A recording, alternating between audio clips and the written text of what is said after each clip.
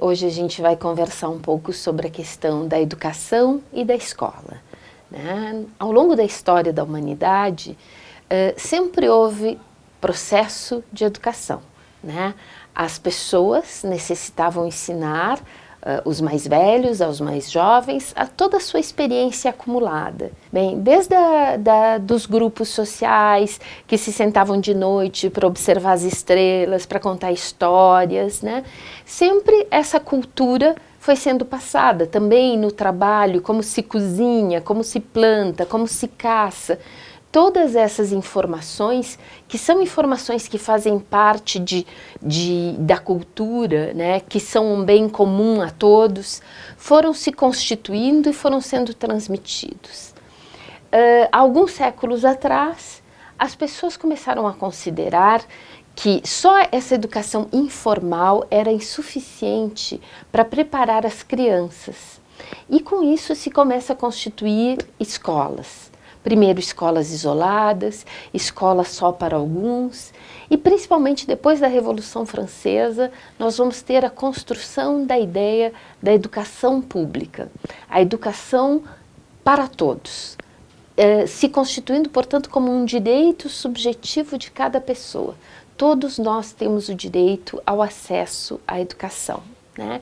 Então a escola faz essa transformação da educação como um processo social para a educação como um processo também institucional, também organizado, pensado pela sociedade, no sentido de o que é importante para as nossas crianças e para os nossos jovens, né? A educação infantil, né, atualmente, ela cumpre esse papel de ser o lugar onde as crianças vão se constituindo como sujeitos sociais numa cultura determinada. A escola é muito importante porque a família, ela tem um modo de pensar, um modo de viver, um modo de se alimentar que é muito específico daquela família. Quando as crianças entram na escola de educação infantil, elas começam a observar que existem muitos outros modos de se alimentar. Existem muitas frutas que talvez na sua família ela não tenha acesso por diferentes motivos, mas que aí na escola ela vai conhecer. Na escola ela vai conhecer crianças que são diferentes dela, que são diferentes na cor, que são diferentes na cor do cabelo, na cor dos olhos. Quer dizer, a escola é o lugar onde as crianças aprendem a pluralidade da sociedade, né? E com isso a escola tem um grande compromisso, né? Atualmente nós discutimos que a escola de educação infantil, que as unidades pedagógicas, elas têm três funções, elas cumprem três funções. Uma função que é a função social. A função social significa que essa escola precisa acolher as crianças. A escola, ela se torna muito importante nas sociedades ocidentais no momento em que as mulheres deixam o trabalho doméstico e vão para o trabalho realizado em outro lugar. Até então, enquanto as mulheres estavam em casa, as crianças permaneciam com as suas mães, com as suas avós, com as suas tias, dentro da família. Na medida em que as mulheres saíram dos lares para o trabalho, a educação infantil se fez muito necessária, né? E se constituiu com características próprias. Então a primeira é essa função social de acolher as crianças, de criar um espaço onde as crianças possam aprender, brincar, se socializar. A segunda função é a função política. A escola de educação infantil, os SEIs, as EMEIs, elas cumprem uma função social muito importante numa sociedade como a brasileira, que é uma sociedade marcada pela desigualdade entre as famílias, entre as pessoas, né? As crianças, elas vão, ao ingressar na escola, constituir oportunidades de aprendizagem, oportunidades de desenvolvimento, oportunidades de socialização que são diferenciadas. Então, a ideia de que há uma função política é exatamente isso, de estabelecer um determinado patamar único para todas as crianças a partir dos seus 7 anos, para que elas cheguem na escola do ensino fundamental com um certo repertório de conhecimentos necessários para essa segunda etapa da sua educação. Bem, e a terceira função da escola de educação infantil é a função pedagógica, né? Qual é a função pedagógica que a escola tem? É complementar a educação familiar, complementar, ampliar, diferenciar, sustentar a educação da família. Todos esses verbos são possíveis dentro da escola. A família, por exemplo, gosta muito de um tipo de música mais relacionada à cultura local. Bem, a escola vai mostrar que além daquela música da cultura local, há todo um repertório musical criado pela humanidade em diferentes nações, em diferentes tempos, que as crianças podem se reconhecer, que as crianças podem vir a gostar, que as crianças podem aprender a escutar, a constituir um diálogo com esse repertório que nem sempre está acessível dentro da família. Então, a ideia de uma pedagogia, né, própria para as crianças, participativa, diferenciada, ela é uma função muito importante da escola. Bem, depois dessas funções da escola, nós também podemos pensar que a escola ela não fica isolada do seu contexto, né? As unidades pedagógicas, elas não estão isoladas, elas estão dentro de um contexto, elas estão dentro de um país, dentro de uma cidade, dentro de um território. Cada vez mais a gente percebe o quanto o território, o entorno da escola, ele é muito importante na constituição da sua identidade. O Milton Santos, ele vai alertar que é importante ao pensar o território, pensar em duas especificidades de território. Por um lado, essa que eu vinha falando, aquele território contíguo, a vizinhança da escola, né? Essa incide de maneira muito forte dentro da escola, pela presença das crianças, pela presença da família, pela própria experiência que a criança traz. Por outro lado, ele vai dizer que cada vez mais se torna importante o território de verticalidade. O que significa isso? As crianças podem estar muito distantes, por exemplo, do Oriente, do Japão, né? Mas os mangás hoje estão presentes na vida das crianças. Por quê? Porque é uma cultura que chega hoje com muita facilidade pelos desenhos animados da televisão, pelas histórias em quadrinho, pelos personagens que as crianças gostam. Então, isso não é um território próximo da criança no sentido físico, mas é um território que influencia a vida das crianças e também traz identidade para a escola, também traz questões para a escola abordar, né? Portanto, essa ideia do território, ela é muito importante quando se pensa na educação das crianças.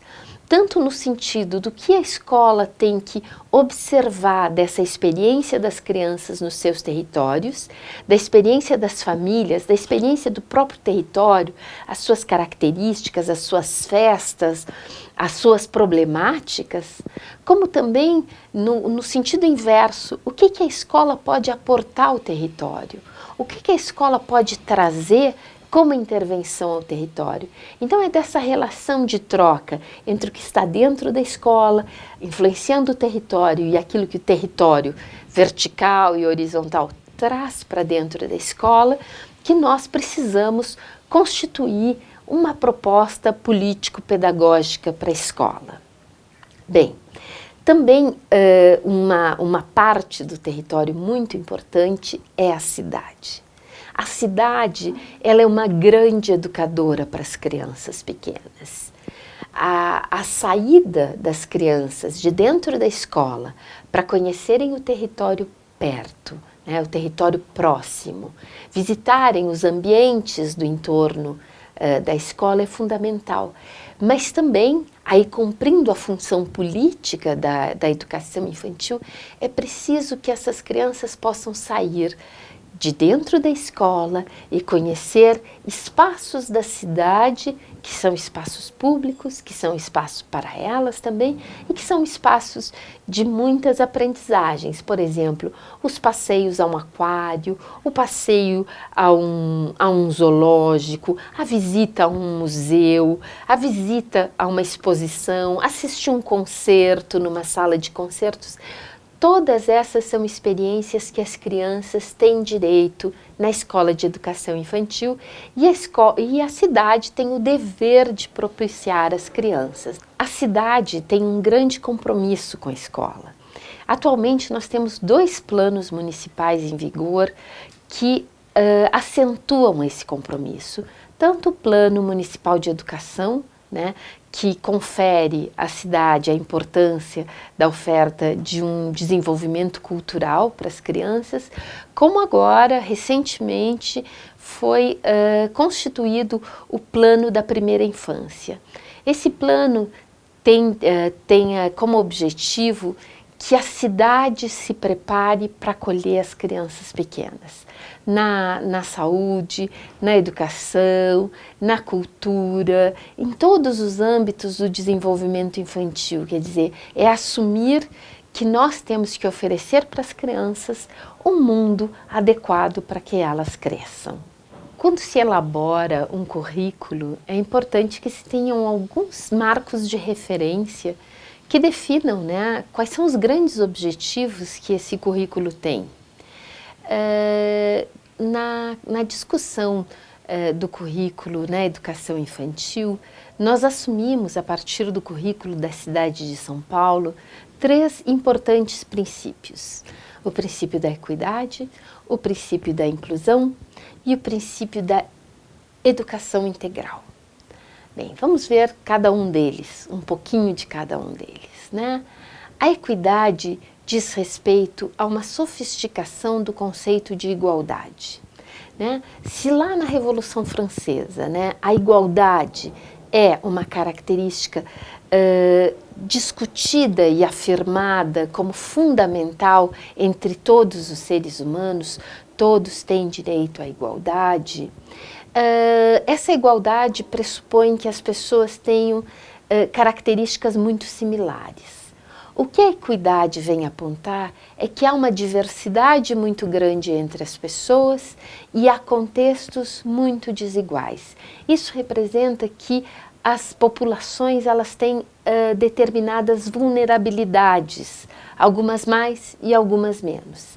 Então a equidade é exatamente a ideia de atender aqueles que são vulneráveis de um modo a torná-los capazes de estar junto com os outros em pé de igualdade, né? Por exemplo, uma criança que tem dificuldade de locomoção precisa ser atendida nessa necessidade de locomoção para que possa, na escola, participar de todas as atividades propiciadas na escola. Então, ela precisa ser atendida na equidade com relação ao direito do ingresso na escola, da participação na escola.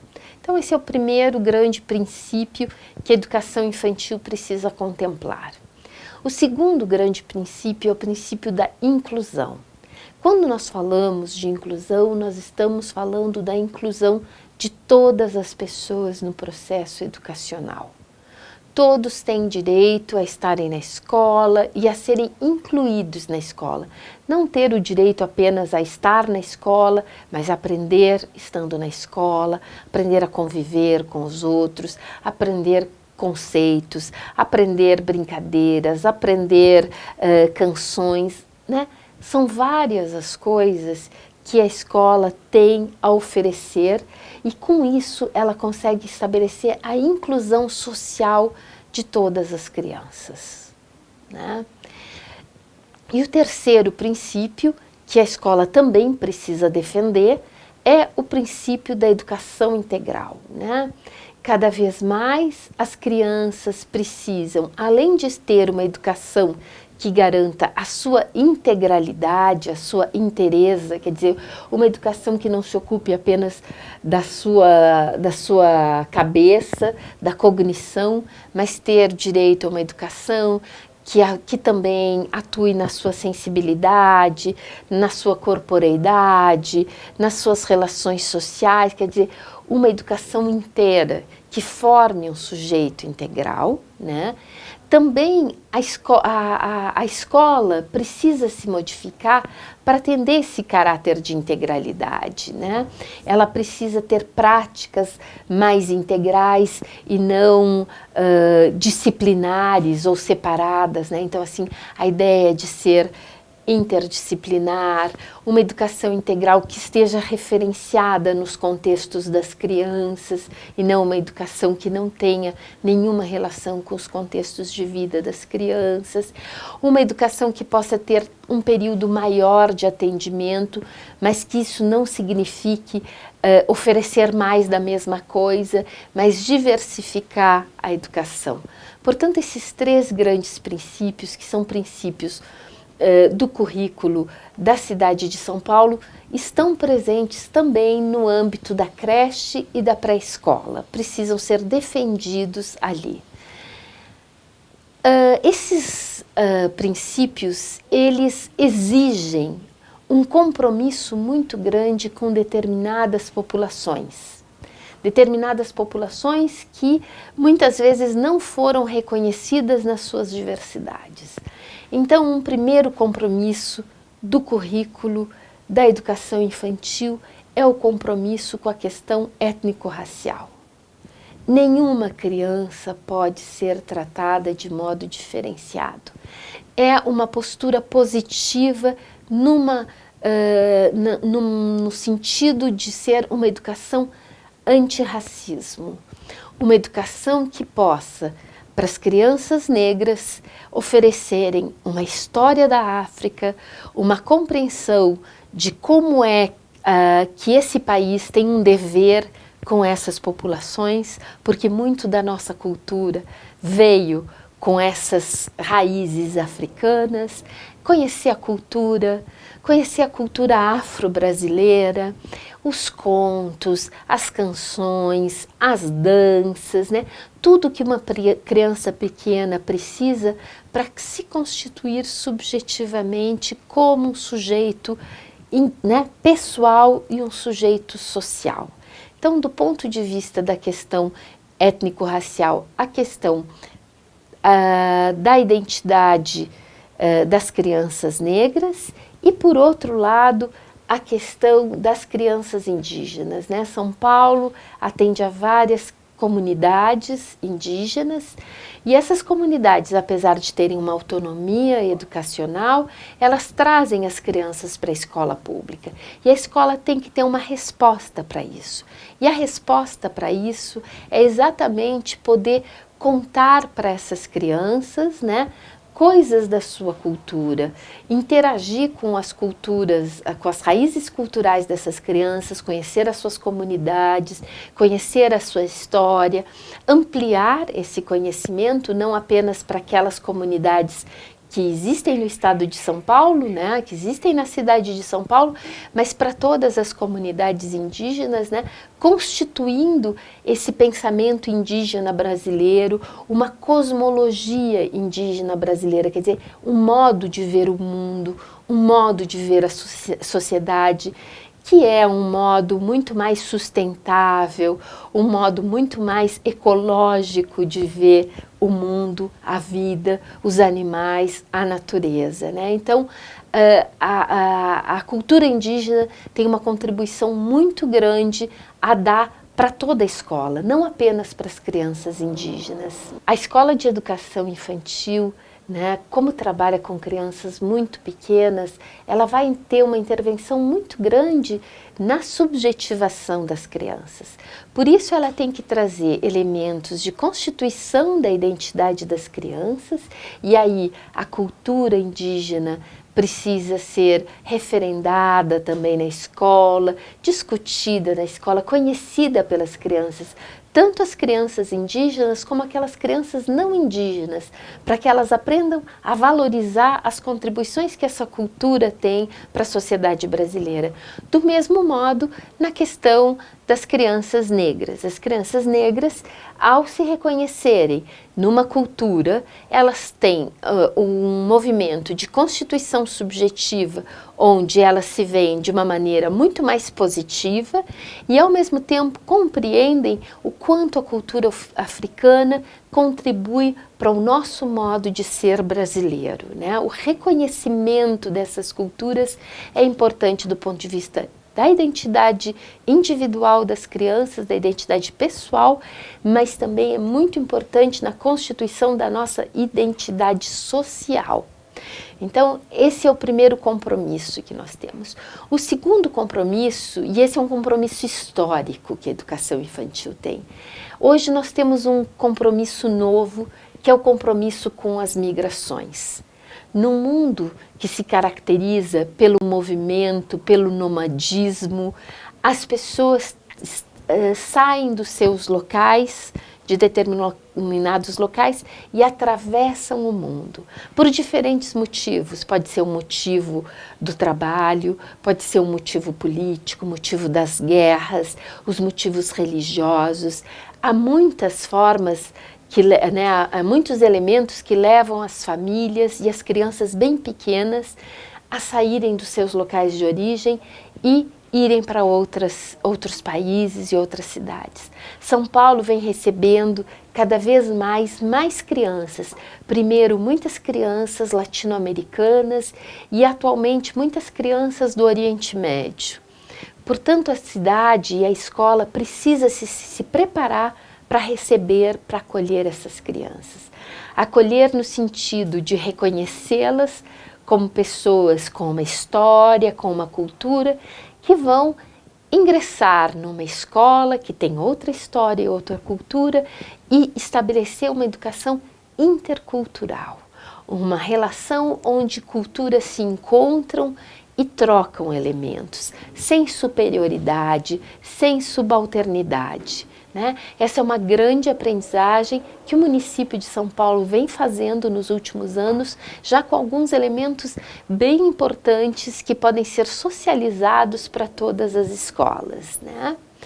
Além do compromisso com as migrações, um outro muito contemporâneo, um histórico, mas que nesse momento tem uma grande força, é o compromisso, né, que a ONU vem assumindo com a questão da igualdade de gênero. Né?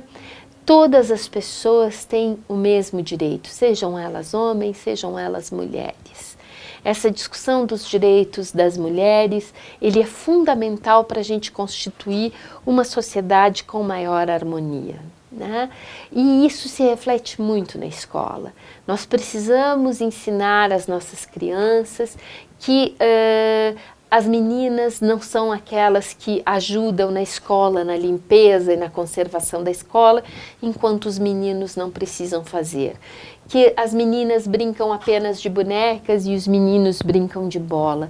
A escola pode ser o espaço onde as crianças possam fazer coisas que muitas vezes elas não podem fazer em casa, como brincar, de ser o papai na família, no momento de um faz de conta de família na escola, que é o papai que leva o bebê no posto de saúde porque o bebê está com febre, que o papai foi fazer as compras e vai fazer uma sopa com essas coisas que ele comprou no supermercado.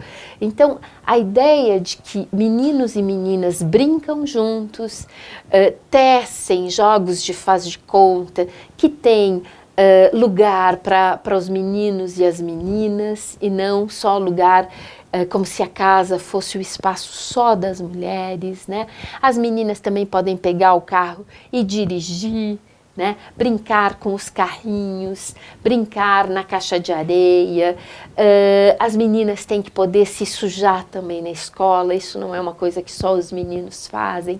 As meninas também, porque as meninas também estão lá brincando, correndo. Né?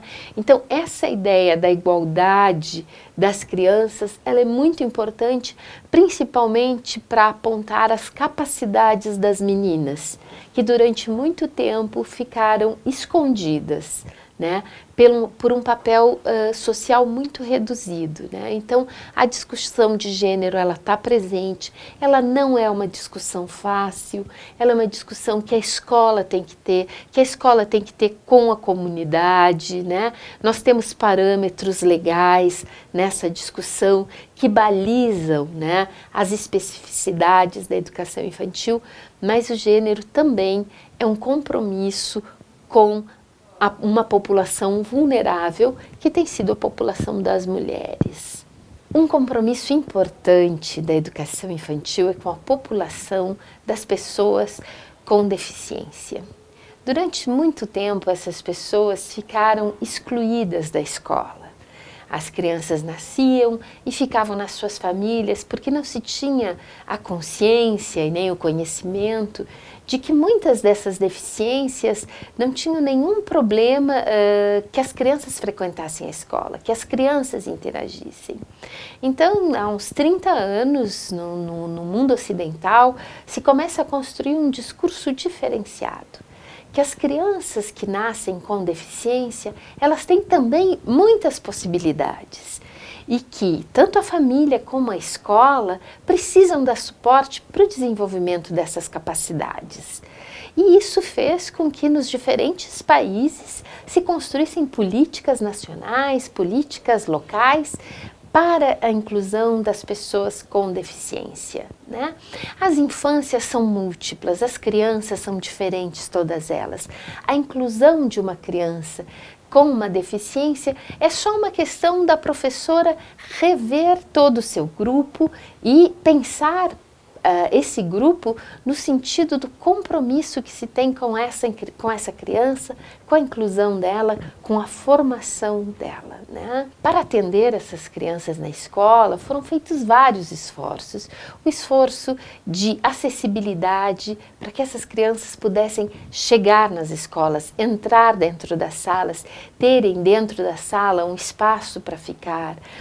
Houve também toda uma discussão da formação dos professores para o acolhimento dessas crianças, não no sentido de que eles possam conhecer todas as patologias, todas as diferentes deficiências, porque isso é quase impossível, mas de poder identificar algumas questões específicas e a partir disso construir um desenho de intervenção para aquela criança dentro da escola, junto com a família, junto com os espaços que dão suporte para o desenvolvimento das crianças.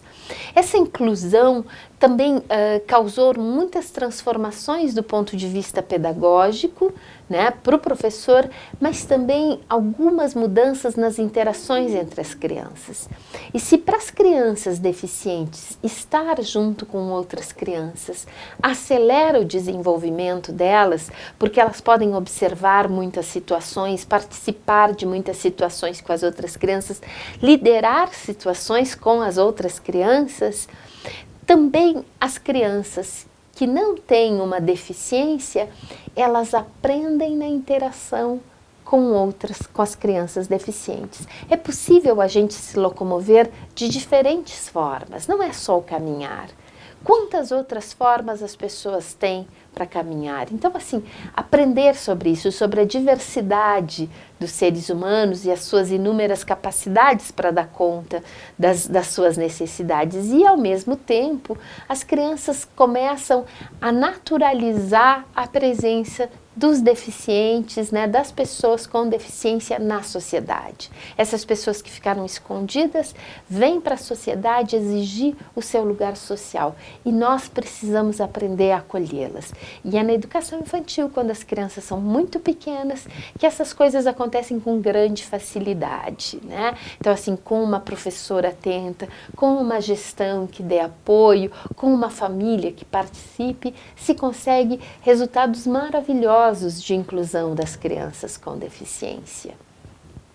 Por fim, e fechando todos esses compromissos, né, que foram já anteriormente assinalados, nós temos um documento que a Secretaria Municipal de Educação da cidade de São Paulo assumiu como um balizador das suas políticas, que é o documento da Agenda 2030, né? Uma agenda constituída internacionalmente pela Organização das Nações Unidas e que pontua alguns objetivos do desenvolvimento sustentável do planeta Terra. Porque a nossa questão esbarra nisso, quer dizer, nós temos um pequeno planeta, nós somos uma multidão de pessoas vivendo nesse planeta. Nós precisamos desse planeta do ponto de vista ambiental para poder sobreviver nele.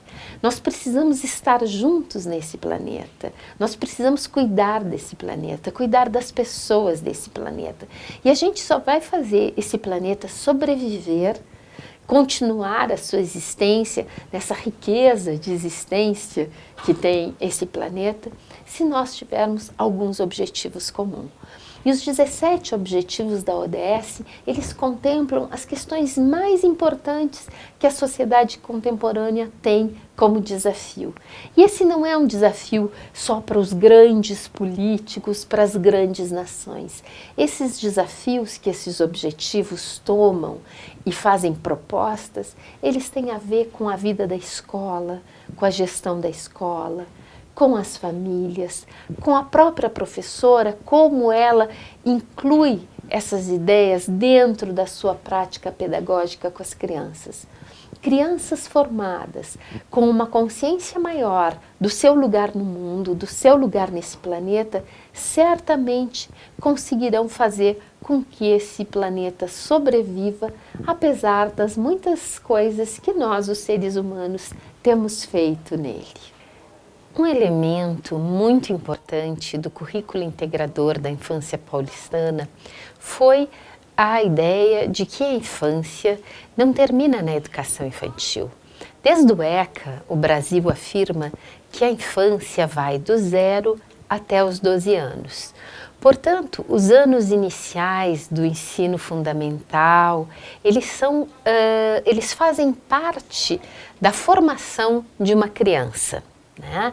E essa ideia ela vai ser reafirmada nesse documento que aponta para algumas práticas das escolas de educação infantil e, nesse sentido, também para a escola de ensino fundamental. A legislação nacional reconhece que há um problema muito grande nesse momento em que as crianças saem da pré-escola e ingressam no ensino fundamental. Esse problema é reconhecido principalmente a partir das estatísticas escolares que mostram as desadaptações, os problemas que as crianças enfrentam nas suas aprendizagens no ensino fundamental. Portanto, todos nós já temos consensuado que é preciso modificar essa relação entre as duas instituições. Esse debate de como mudar do ponto de vista da legislação, ele caminha por dois grandes princípios. O primeiro princípio é o princípio sequencial. Quer dizer, as crianças brasileiras e os jovens têm direito à educação até os 17 anos, né? Dos 4 aos 17 anos. E há, dentre os 4 e os 17 anos, uma sequência de aprendizagens que as crianças precisam fazer ao estarem na escola. Essa sequência, ela não deve ser desobedecida. Por exemplo, há uma coisa que muitas pessoas fazem que é antecipar na educação infantil práticas que são do ensino fundamental. Isso é muito complicado porque quando essa criança chega no ensino fundamental, ela vai se confrontar com um trabalho que muitas vezes vai repetir o que já foi feito com ela, né? O que já foi proposto, o que já foi trabalhado na escola de educação infantil. Portanto, essa ideia de que há uma sequência, ela é muito importante, né? Então, essa ideia do sequencial, ela é fundamental, né? E ela vai dar uma linha de continuidade para o trabalho de formação das crianças, né? Para que não se repita, para que não se antecipe. Bem, o segundo ponto importante que a legislação aponta é a questão da organicidade. O que significa organicidade? Em primeiro lugar, é o reconhecimento de que há uma diferença entre educação infantil e ensino fundamental.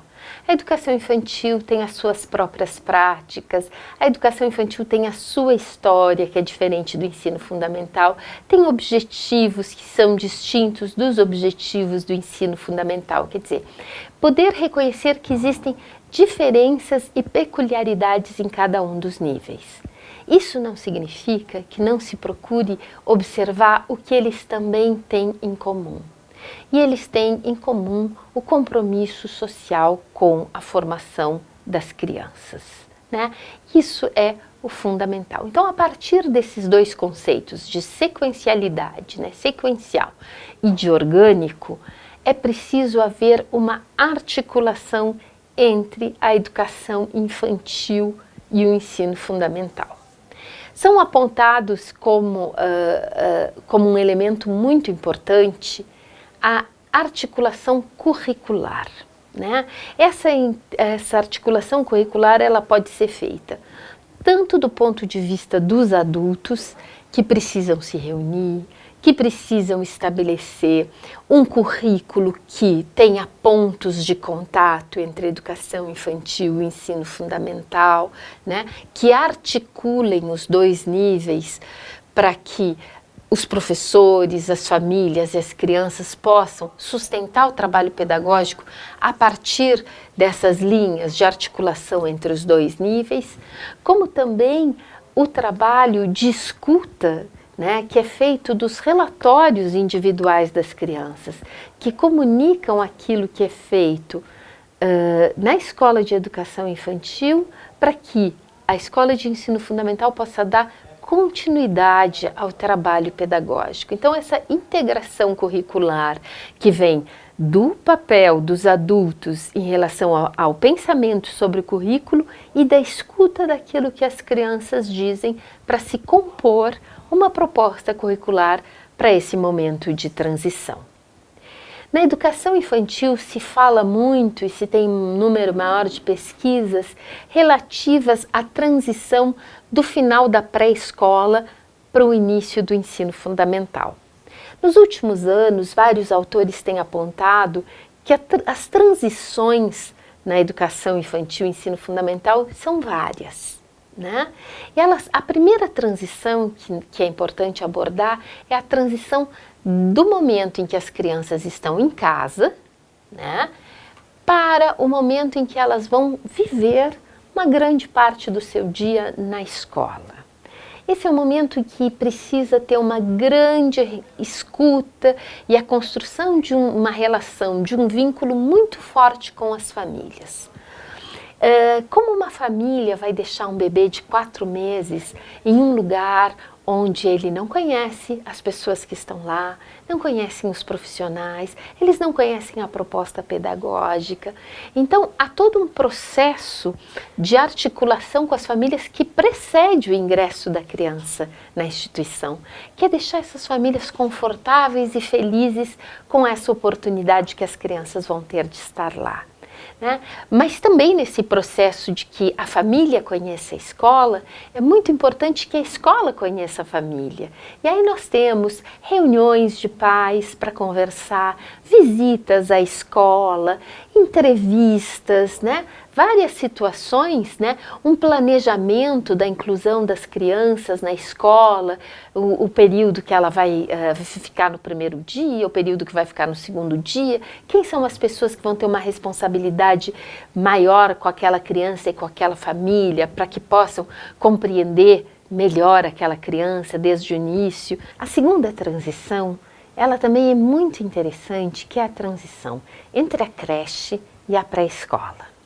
Se no primeiro momento a família tem uma importância vital, já nesse momento as crianças passam a ter uma grande importância no seu processo de transição. Os adultos vão construir suportes de transição, mas as crianças são muito mais protagonistas nesse momento. Essa mudança da creche para a pré-escola significa para as crianças um crescimento, significa, vamos dizer assim, uma primeira mudança na sua vida educacional. Elas vão sair de um ambiente que elas já conhecem, de pessoas que elas já conhecem e vão enfrentar um novo mundo. Um mundo que vai trazer desafios novos, que vai ter referências novas, com talvez colegas novos também, né? E as crianças são muito pequenas. Uma ideia muito importante que todos nós temos que talvez disseminar mais e discutir mais nas escolas é que a responsabilidade da transição é nossa. Se a criança é o agente que faz a transição, nós, os adultos, é que somos responsáveis por construir, né, andaimes, para construir uma ponte entre um lugar e outro. E essa ponte se constrói com a interação entre as duas instituições, a interação no sentido de que os professores se conheçam, de que se construam pautas de transição, até mesmo no projeto político-pedagógico, né? Quer dizer, como é que nós pensamos a transição das nossas crianças para uma EMEI? E a EMEI pense, como é que nós recebemos as crianças que vêm do SEI? Quais são as nossas propostas, quais são as nossas políticas? E com isso, né, com essa experiência concreta das instituições, se possa cada vez mais construir políticas da secretaria, né? São referências de como se faz essa transição, né, para apoiar as práticas dos profissionais nas escolas. Então essa transição ela precisa ser muito cuidada, é um momento em que as crianças têm um crescimento muito grande, elas precisam protagonizar, querer ir para esse outro lugar, portanto esse lugar de desejo, ele precisa ser um lugar contado para as crianças como ele é, se possível visitado, se possível as crianças podem ir conhecer uma EMEI, mesmo que não seja a sua EMEI, a EMEI para a qual eles vão ser encaminhados, mas uma EMEI para ver que as salas são diferentes, que talvez tenham espaços que não tem no SEI, participar de uma atividade na EMEI junto com as crianças maiores, seja uma atividade de alimentação, seja uma brincadeira no parque, seja uma história escutada junto com os colegas ou escutada, contada pelos colegas que são maiores. As crianças gostam muito das crianças maiores. Elas veem nas crianças maiores as suas próprias possibilidades futuras. Então, essa transição SEI e EMEI, ela precisa ser viabilizada de uma forma muito boa, muito tranquila, muito programada, prolongada. Ela não começa quando termina o mês de dezembro. A transição deve começar lá por setembro, agosto, setembro, a conversa sobre essa transição, o levantamento das questões que as crianças têm, as possibilidades de interagir com outra escola, tudo isso tem que ter 2, 3 meses de conversa com as crianças para que quando aconteça essa passagem e a chegada delas lá, elas possam ser recebidas, as professoras saibam o que as crianças viveram de experiências com relação a esse tema e possam ocupar do ponto de vista pedagógico essa experiência relevante que as crianças já construíram. Conhecer as histórias das crianças, conhecer a história daquela escola. Isso ajuda muito no momento da chegada e da inserção das crianças na nova realidade. E nessa escola as crianças passam 2 anos. Né? São 2 anos em que as crianças, né, vão ter grande desenvolvimento no desenho, nas suas capacidades motoras, nas suas possibilidades de planejar coisas juntas com as outras, né? É um momento muito bonito da vida das crianças esse da pré-escola, né? E ele não pode ser preenchido o tempo todo pela preocupação com a leitura escrita. Assim como também a gente não pode ignorar que a leitura e a escrita fazem parte da vida das crianças de 4 e 5 anos. As crianças de 4 e 5 anos adoram escutar histórias, adoram contar as suas próprias histórias, vivem no mundo letrado em que a presença desses elementos é muito grande, né? Então as crianças vão ter uma escola que é uma escola de brincadeiras e de interações, né?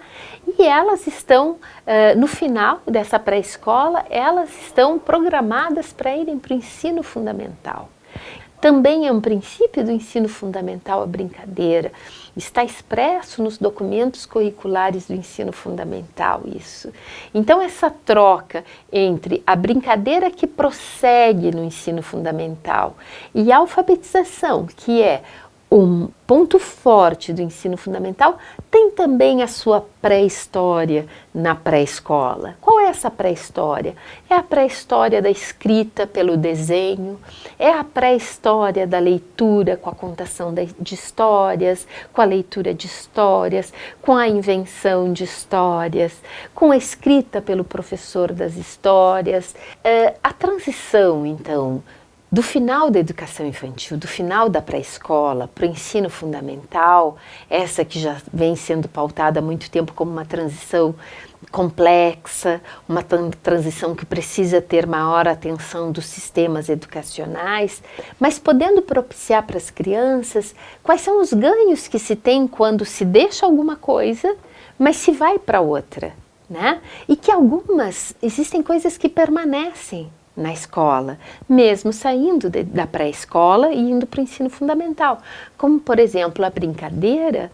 Todo o currículo da cidade de São Paulo afirma a brincadeira como parte integrante do ensino fundamental, quer dizer, a brincadeira não vai terminar, a brincadeira vai se transformar lá no ensino fundamental.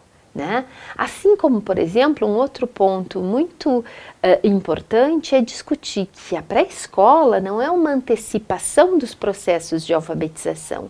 Na pré-escola o que se tem é o encontro das crianças com a cultura escrita, com aquilo que seria uma pré-história da alfabetização, né? O próprio texto do Vygotsky vai falar do desenho como um elemento muito importante para o desenvolvimento da escrita, assim como a oralidade, contar histórias, escutar histórias, produzir histórias junto com os colegas, né?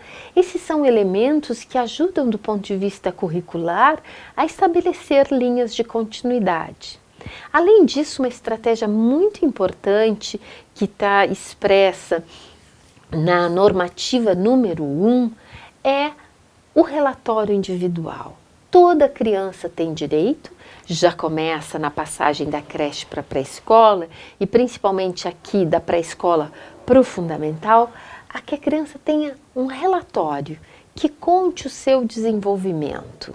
Esse material é muito importante lá para o professor do primeiro ano, que recebe a criança e junto com a criança uma série de informações sobre a vida dela, sobre as coisas que ela já sabe, sobre aquilo que lhe interessa, e a partir disso ele pode ir construindo o seu planejamento. Né? Então essa transição do ponto de vista do lado de dentro da escola, nas aprendizagens, ela tem essas duas estratégias, que é o diálogo curricular e os relatórios individuais. Mas também, da mesma forma que entre a creche e a pré-escola, é preciso um suporte de todo o território, um suporte da comunidade, para que as crianças conheçam as possibilidades de outras escolas que eles poderão vir a frequentar, possam talvez fazer um passeio caminhando pelo território para ver quais são as escolas de ensino fundamental, possam entrevistar uma professora ou uma criança do ensino fundamental para que a criança conte como é que é o dia a dia na escola de ensino fundamental, combinem um piquenique na praça da comunidade para poder conhecer os pequenos, conhecerem as crianças do primeiro ano e as crianças do primeiro ano, as novas crianças que vão chegar. Então, estabelecer uma correspondência com bilhetes entre os que já estão e os que vão ingressar na escola. Todas essas práticas facilitam, porque ajudam as crianças a se prepararem para essa novidade na sua vida. E isso é uma responsabilidade dos adultos, isso não é responsabilidade das crianças. Né? E cada vez mais as comunidades, as diferentes escolas estão criando estratégias desse tipo. É importante que essas estratégias estejam escritas nos projetos políticos pedagógicos da escola e que não sejam uma ação que um professor faz e outro professor não faz. Num período a gente fez, há 10 anos atrás a gente fazia, hoje a gente não faz mais. O PPP ajuda a garantir que aquilo que realmente trouxe uma qualificação para os processos permaneçam. E aquilo que foi avaliado como não considerado importante, suma na escrita do próximo PPP. Ele não precisa ter mais lugar no PPP. E a partir, provavelmente, nos próximos anos, a partir de todos esses trabalhos individuais de escola, se possa considerar uma política das transições da rede municipal de educação. Né? Garantindo então a todas as crianças, professores, gestores, familiares, né? Uma boa transição para todas as crianças. Elas merecem esse nosso cuidado.